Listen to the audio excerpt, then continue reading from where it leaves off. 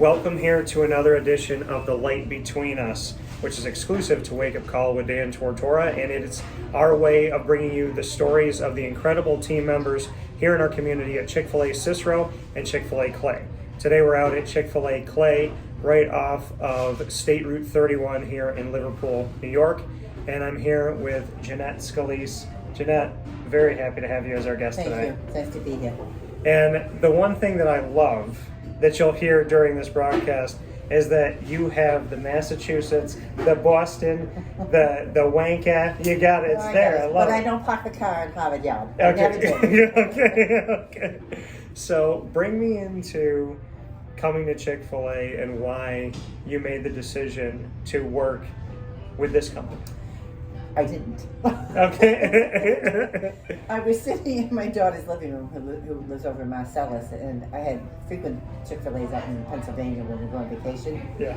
And saw that Chick-fil-A was opening up, and I said to her, I said, Sarah, you know what? I want to be one of those girls that wipes off the tables and carries the tray. What did she do? She filled out an application. She said, Mom, give me a license. I have to take a picture. So that's how it happened. So you said to her, hey, I want to do that. Yeah, but I was kind of like pulling her leg. Yeah. You know, and she did it, and I'm happy that she did it. And so she does that for you, and how long ago was that? I started June 1st. June 1st, okay. And so from June 1st to now, what can you say about what was you pulling your daughter's leg and now has been more than half a year at Chick-fil-A Clay? What have you taken away from working here? I just loved working here because I worked, well, I had a full-time job. I worked at a golf course for 17 years. And then I retired and came here, and with girls my age, I don't believe 88 girls my age. But we were together, and then all of a sudden COVID hit. Mm-hmm. And then we weren't together, and I was with my husband. I didn't see my husband for a whole year. I was not allowed to visit. So I was bored. I like being here. I just enjoy being here.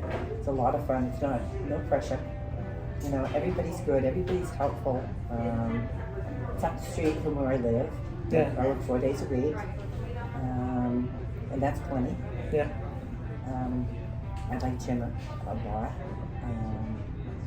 I like Maria a lot. Juliet, is that how you say her name? Julia, yeah. Julia. And all the managers, all the kids. The kids are really great. It's nice because I'm one of the crowd now. When I first came here, I wasn't. And I don't know why, and I think it's probably because kids don't know how to approach me as being the oldest person here.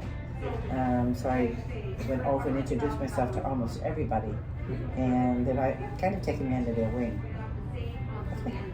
Did I answer the question? Or did I go all around it? No, I like it. The Light Between Us is very much telling the story of who you are and the light that you bring to our community. Mm-hmm. So when you're here and like you said, you enjoy being here and you're the oldest here, what is it like to be the matriarch, essentially, of Chick-fil-A Clay? It's wonderful. It really is. It's just a lot of fun. I mean, when they have 18-year-old birthdays and 20-year-old birthdays and 21-year-old birthdays, it's like, oh my God, I can't even believe that. Then again, I can't believe that I have 70, 75, 80-year-old friends. Because mentally and physically, I don't feel that, and I don't feel that here. I feel youthful when I'm here. That's all. And for you, you know, my grandmother... Good, all right, okay. No, wait. You gotta wait for the story. So my mom, who you just met, my mom Debbie, her mom Marie, I always called her G-Mama. She, and this is what I mean by this, she didn't really age the older she got because she always told me, Daniel, age is a state of mind. Mm-hmm. It's a state of mind. And she lived to be just shy of 101 with the mentality of, and that's what I was saying was, you remind me of her in that she never really felt, as she got older, she didn't feel older. Mm-hmm. She just felt vibrant, active. She wanted, like you said, you're like, I don't feel that old. I don't like it. And that's how she always had been. And so when people would see her, everybody thought she was really young. Yeah. And that's so when you say that they keep you youthful here, it made me think of my grandmother and that age is really a state of mind. It is. I don't. I don't get up on ladders here at all. I live by myself now, so I have a lifeline when I'm home by myself. Yeah. It was my husband's, but he's in a nursing home now. But I don't get up on ladders. I don't get up on ladders at my own home. Only because if I fall, then my daughter has to take care of it. So I don't do any of that. But I feel young. I mean, I think I could do things that I did before. If you don't care. You know, I mean, I really do. I think I could just conquer everything. And that's not true because I can't, but I think I can. Well, what makes you feel that way? What gives you that kind of just that excitement and that desire? Why do you feel that way? Because life is too short, and my husband was diagnosed with a disease 9 years ago. Plus, he's been sick all throughout marriage, and we've been married 50 years. And to see him be the way he is now, I don't want to be that way. I'm going to keep my mind active. Yeah. He was a college-educated person, but he ended up getting the Alzheimer's.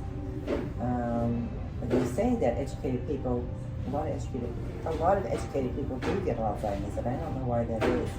That's only what I've heard. I don't know. I'm not in the medical field, but I don't want to be like him. I don't want to be a burden. I just want, and I think if I was sitting in the chair, my daughter would worry about me. You know, Mom, you gotta get up and do something, and I don't want to be a burden to her at all. I just feel young. I feel like I can conquer everything. Does your mother feel that way? Yeah. You know, my mom, my grandma, I mean, we're all cut from the cloth of nothing stops us. I also believe I can conquer anything. Yeah. I believe I can be Spider-Man if I wanted to. Well, I think so. I look like you could. The leotard might fit. It might, hopefully. And for you, Jeannette, when you said with your husband, you know, especially during COVID, that you couldn't see him for a year, him being sick throughout your marriage and now being in a nursing home and then being away from him, you living alone, how have you dealt with, you have a husband, but he's not physically there with you, and that, you know, with Alzheimer's, he's not sometimes there even when he is there. How do you deal with that? Well, he was diagnosed with dementia first, and the difference between dementia and Alzheimer's is dementia, you don't know where you put the car, you don't know where you park the car. And Alzheimer's, they don't know what the car is. How do I deal with it? He's my husband. I go over and sit and talk with him. He doesn't know that I'm talking to him half the time. He doesn't see me. But he's my husband. I love him. It was for better or worse. So, you know, and because he is the way he is, he's had many, many operations. I don't want to go into those. Yeah. But to see him decline at such an early age, he was diagnosed, he's 72 now, so he was diagnosed 9 years ago with dementia, and then it went into Alzheimer's. Terrible disease. How do I deal with it? I deal with it every day. He's my husband. You don't give up. You know, I mourn somebody that's alive, but people mourn somebody that's dead. Yeah. I mourn him because he's still alive, but he isn't alive. That's how I explain it. I understand. My dad's mom had Alzheimer's. My G-mama had dementia. Her dementia, it went to a place and then it stopped, and it never really got progressively bad, which was beautiful. My other grandmother's Alzheimer's, it put her in a place where there were days where she didn't talk. Yeah. You know, and it was hard to a point, like they would hand her food and she'd forget she was eating, and she'd just hold the spoon and the stuff and just look out the window. And then there were other days where she knew it was you, and I swear, and maybe you have some instances like this, there was one day I'll never forget. I went to visit her in the nursing home, and I just went up to her and she wasn't talking. And I just wanted to be a little kid again with her, and I put my head on her shoulder, and she put her head over my head, and I heard her say, "I love you," but she didn't say it. But I heard it. Yeah. And I don't know if you ever have a moment with your husband where he does something or something happens where you just get a sense of something good. Yeah. Well, he's always calling my name. All the nurses that go in, he calls them Jeannette. And when I'm there, he doesn't call me Jeannette. He'll call me other things. But he's not, with dementia and Alzheimer's patients, they get violent. My husband is so calm, so happy. I might be saying something completely different if he was hurtful. he would fight or use bad language, but he doesn't. He likes music. He counts all the time. He counts up to 12, which I cannot figure out why he's counting at 12. And he calls, if he's not calling the nurses Jeannette, he's calling everybody father. And he wanted to be a priest before I got married, so I don't know. We don't know who father is. We didn't call his father father. We called his father dad. Yeah. So it's hard to know. You just don't know where their head is at.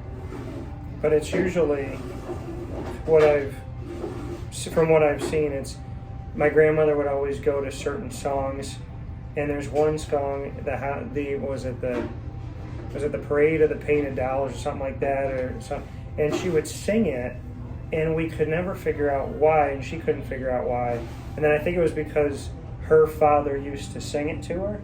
So yeah. Maybe counting to 12, maybe he's going back to a time where his parents asked him to count, and that's as high as he could go. Yeah, maybe. But I mean, once you find out maybe where he is and you can meet him halfway, you might be able to find him in a memory where you can be with him, because we think it might sound like gibberish or it might sound crazy, but where they are is usually a memory. Yeah, and that's where you have to go. You have to go where they're at. I mean, if he started talking something gibberish, which he did for a while, okay, we talked the gibberish, and you got to be with them. I mean, if he starts making some kind of conversation, which he doesn't, I'll jump in there and I'll say something to him. I don't know where he is. Yeah. But I'm trying to be proud of where he is. I mean, it's just a terrible disease. So how do you stay positive? Especially in today's very unique world, outside of what you're going through. The world itself has been through a lot, especially the past couple of years. Could be worse. Things could be worse. I'm just very fortunate. I met a man, fell in love with him, had 2 beautiful children, had a career. Now I'm here, and I'm enjoying this. And you have to stay positive. You can't be negative. There's always hope. Always hope for something, as far as I'm concerned. Hopeful that this COVID will go away. I'm hopeful that I'll continue to do a good job, which I think I do. I'm hopeful that my friends will stay healthy. I'm just hopeful. And I got a son coming out to visit me after 3 years, so I'm really hopeful for that. Yeah, and for you, when you look into the eyes of your kids, when you get to talk with them, what is it? I don't know what it's like to be a parent yet. I always tell people, to a human. My dog's been in here, Lily, and she's as human as they become. So, what advice would you give to a parent or someone who wants to be someday about maybe what you've learned through being a parent? Well, the love is so strong for being a parent. I don't know how to explain it. I didn't feel love at birth, where a lot of people feel the love for the child as soon as they're born. Yeah. And it was a very short time that I felt that. I mean, and it's not that I didn't love them. It's just that I don't know how to explain it. First of all, I had my son was born with a birth defect, and that took my husband and I a long time to come to terms with that. We lived in this place called Woburn, which is a suburb of Boston, and this company was dumping pollution into the systems that we drank, the water systems that we drank. And there was clusters of birth defects, and there were many leukemia patients. Kids died. They ended up suing W. Grace. Yeah. To have to fight for your kids, and you fight for your kids, and it's awful when you can't. It's awful when your child has a problem and there's not a damn thing you can do about it. I think that's the worst thing, is being a parent. Being a parent has taught me that my daughter and my son are part of who my husband and I are, and they've achieved everything they wanted to achieve, and just to be able to be proud, and they've never given us a bit of trouble, ever. A lot of parents have kids that are doing drugs, stuff like that. My kids were in sports. At 14 years old, you give them the root and say, okay, it's just like religion. You receive confirmation in the Catholic, when you're Catholic at 13 or 14. And after that, it's up to you. You make the decision. You're 14 years old now. At 14, okay, you have to make the decision. You're in ninth grade. You have to fall, even though the parent doesn't want you to fall. It's just heartbreaking to see a child hurt and there's not anything you can do about it. I don't know if I'm answering these questions the right way. No, you are, and it's very genuine, and that's what the light between us is. I'm sitting here listening to you, and you're bringing me to so many different places. You're actually answering questions that I've had philosophically and in a big way. You don't even know that you're answering them. Oh, okay. All right. So Jeannette, I think I'm sure you're making an impression on the people that you're around, because you're making one on me right now. Oh, thank you. And I think there's a lot to be said about the faith that you have, because you haven't lost it. And I think, the people that I've seen with the strongest faiths are the ones who should have been shaken the most. And yet those are the people that believe. And I'm moved by the fact that, you're saying, hey, you have to be positive. You have to be positive. You have to have hope. There's always hope. As far as I'm concerned, there's always hope. You can't give up. You can't give up on life. It's too precious. I just lost my niece, 47 years old. Last week we buried her. And she was a 20-year-old child who's in college, but she also had lost her husband 17 years ago. He fell off a scaffolding. So now I have a 20-year-old, my niece's daughter, has her parents. Yeah, at 20. At 20. And she's got a year and a half to go in college. And she said to her dad, who happens to be my brother, where is my home now? Which is just heartbreaking. Where's my home? Because she can't live in the house by herself. Yeah. So she'll be living with my brother anyway for a couple of years. But to have her say that, to lose a child, to lose a niece at such a young age, it's just devastating. I can't even imagine. In fact, it almost brings tears to my eyes. I can't even imagine having to go through that. And I think we've all been challenged, and you're truly fearless leader, Jim Scalese, the owner operator here of Chick-fil-A Clay and Chick-fil-A Cicero. Yeah.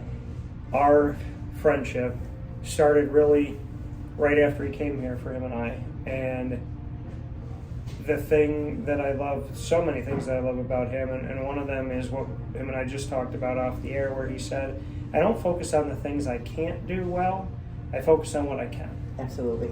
I agree with that. What does Jimmer mean to you as a leader, as a friend, as somebody who is going through his own battle? When you see him every day, what does that mean to you? Well, I talked to him about my husband. My husband was diagnosed with MS at 24, and I was pregnant with my son. To see him battle through the MS and then other problems, and my husband was very strong, just very strong. To see Jimmy, he's strong. He's going to do what he can do, which is great. He gives me hope. I mean, I just want him to be okay. I know he goes into Boston to see the doctors, and I always want to have conversations with him about the doctors in Boston, because they're the best, as far as I'm concerned, the best. Because I don't have to see any doctors around here.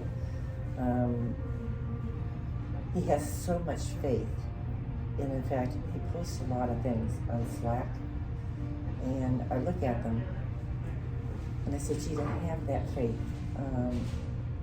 To go through a lot of problems, it's tough to have that faith. It's a fight every day. Do I go to church? No. I'm Catholic, but I don't go to church because I believe in God. I can talk to God, as far as I'm concerned, in my own bedroom. Yeah. The challenges that we've had, and I see the challenges he has, he's not giving up. My husband never gave up. And that should make these kids strong, to see that an adult is going through this. And it's wonderful to see that he cares so much about these young kids. I admire that. What else to say? I don't know. I'm not good TV. I'm not a good TV person. No, you are. I'm pretty confident you've touched a lot of lives in this conversation today. And in closing, Jeannette, for you, what do you get excited for every day when you wake up, when you come to work, or you go see a friend, or you take a walk?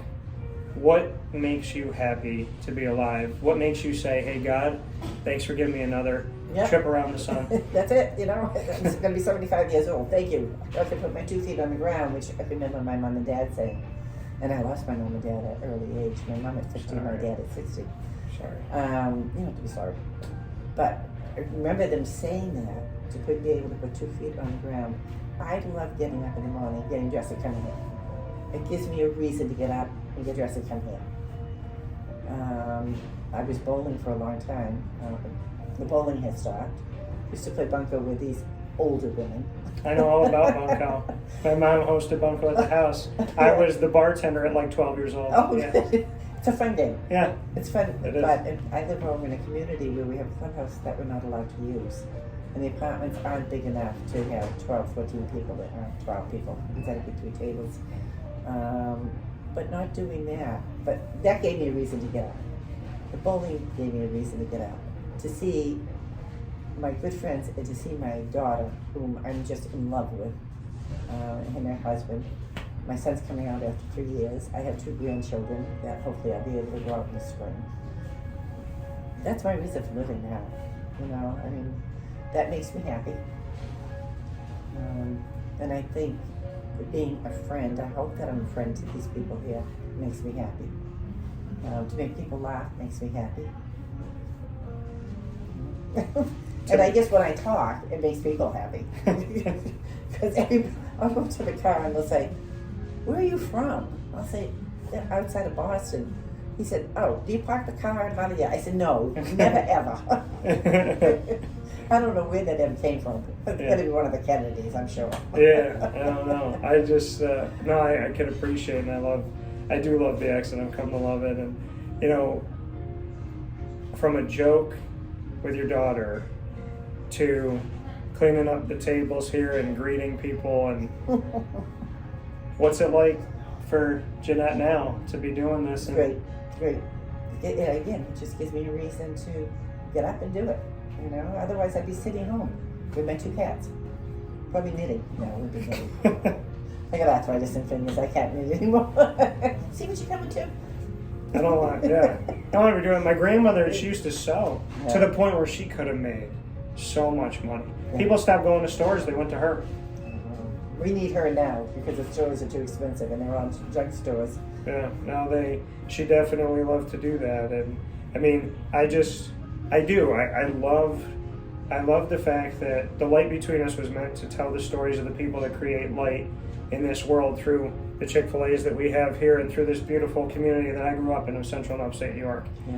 But I don't think there's enough time on this broadcast, Jeannette, for me to thank you for the fact that I've held back tears this entire I'm time. Sorry. No, listen. It's because now that I know you, I just want to know you. You know. Oh, thank you. And I'd like to know you too. So with that being said, for Jeannette Scalese, myself, Dan Tortora, this has been another edition of The Light Between Us. Follow us here every single month on Wake Up Call with Dan Tortora, and of course, come and support these fantastic people. It's not just a business, it's a community at Chick-fil-A Cicero and Chick-fil-A Clay. I'll see you soon. Thank you.